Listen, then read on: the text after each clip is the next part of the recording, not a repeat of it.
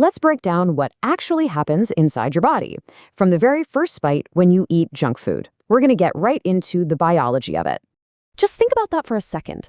A single bag of chips. And in less than an hour, it's not just in your stomach, it's actively changing your brain. We're not talking about something that happens years from now. This is immediate. So what does that rewiring actually look like?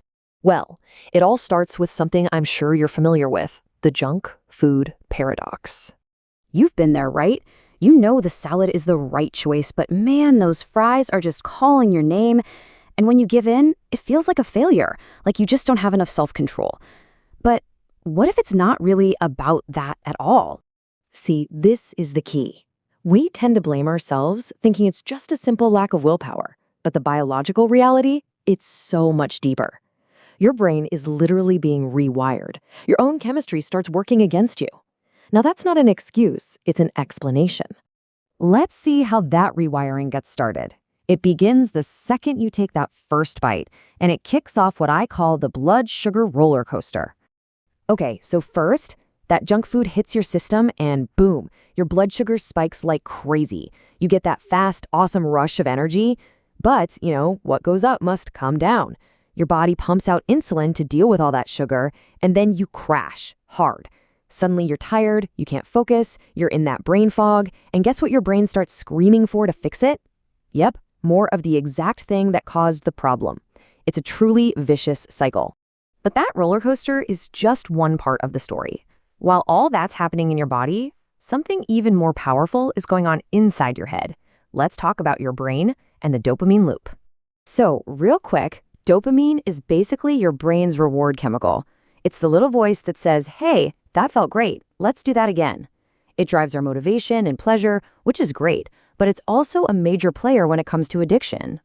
Now check this out. Eating a healthy, balanced meal, that gives you a nice, normal little hit of dopamine.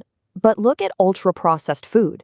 It lights up your brain's reward centers with the same intensity as gambling or even some illicit drugs. It's literally engineered to give you a chemical high that whole natural food just can't compete with. And this, right here, is the trap. The more you get that massive flood of dopamine, the more your brain gets used to it. Your whole idea of what feels good, or even just normal, gets shifted way up. So it's not about wanting a treat anymore. It becomes about your brain needing that hit just to feel okay. So we've got the blood sugar, we've got the dopamine, but there's a third thing happening. Something a little more subtle, kind of lurking in the background. And that's inflammation. I think this is the perfect way to picture it. These ultra-processed foods can actually trigger your immune system, creating this low-level, constant inflammation. It's not like when you sprain your ankle. It's a quiet, slow fire, burning all the time, all throughout your body. And the fallout from that slow burn is serious, especially for your mind. We're not just talking about feeling physically off. This kind of inflammation is directly tied to things like anxiety, that constant brain fog we mentioned, and even clinical depression. The gut-brain connection is absolutely real, and this is it in action. Okay, so we've seen how junk food messes with your blood sugar, your brain chemistry, and your body's inflammation. But here comes the wildest part of this whole thing. How fast do you think this stuff actually starts to cause measurable damage? Seriously, take a guess. A couple months? A few weeks? How long before it actually hurts your ability to think? 5. That is it. Studies have shown it takes just 5 days of eating a diet high in junk food to significantly impair your memory and your ability to focus. Not years, not months, 5 days. The damage isn't some distant problem for the future. It's happening right now. And that really brings us to the big question, doesn't it? For so long, the conversation about junk food has just been about calories and weight.